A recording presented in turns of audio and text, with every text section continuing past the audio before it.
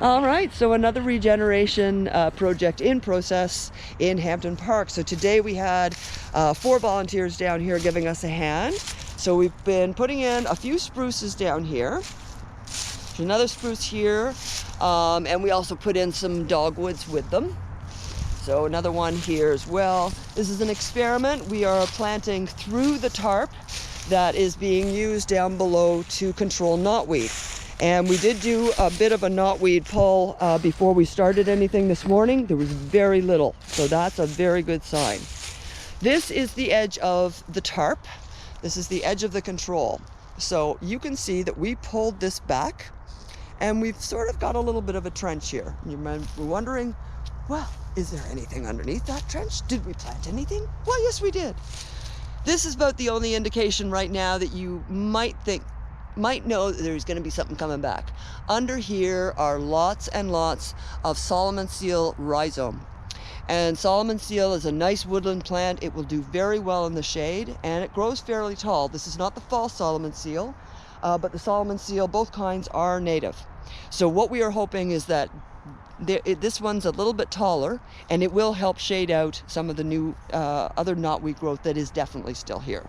We did pull a little bit from underneath, but not a lot. So we're leaving this portion of the tarp open for next spring for those plants, and hopefully the squirrels don't steal them all. We're going to take a wander down. Oh, and I have to mention that this particular spruce, thank you very much to Canadensis. Another one of the trees that they were able to grow thanks to some funding that they got. I'll put some information in the description and some links to them as well there. So thank you again for this lovely spruce. We've got it nice and protected. Remember, this is not, it is planted.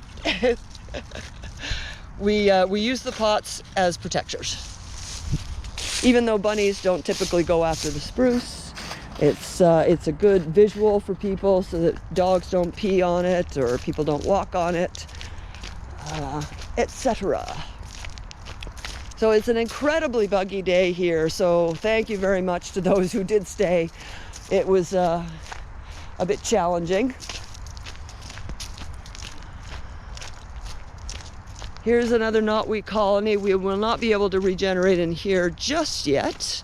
We need a little bit of time here and some thought because that tree came down. So we may be able to beneficially use that in some way.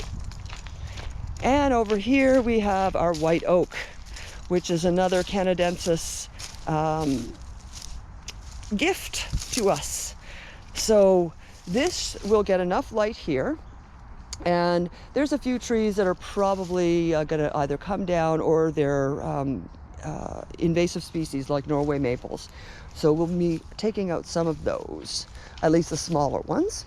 And this one is nice and protected among these fallen stumps.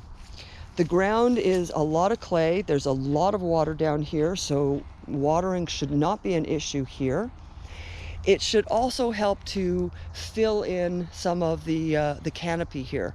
It is quite exposed, and that's what happens, you know, when a tree comes down, like over here, this area got quite exposed, which is good from a tree perspective, but bad because everybody and their dog now wants to come in here. And by everybody and their dog, I mean every plant and their buddies want to come in here. So you'll get, you know, among the jewelweed, which is native, you'll also get, you know, the Canada thistle, which is not, and the burdock, which is not. But among them, you also have the black raspberries, and we have some goldenrods.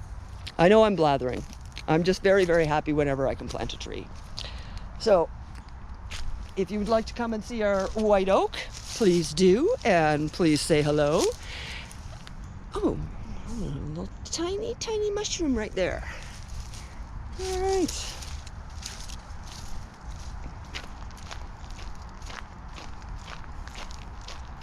Hello, squirrel.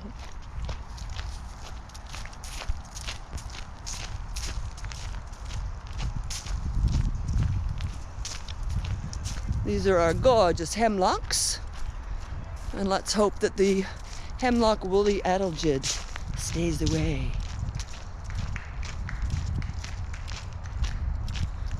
Here's a young hemlock. And an even younger one right there. These ones, oh, there's another one there. I like to sort of call this Hemlock Alley.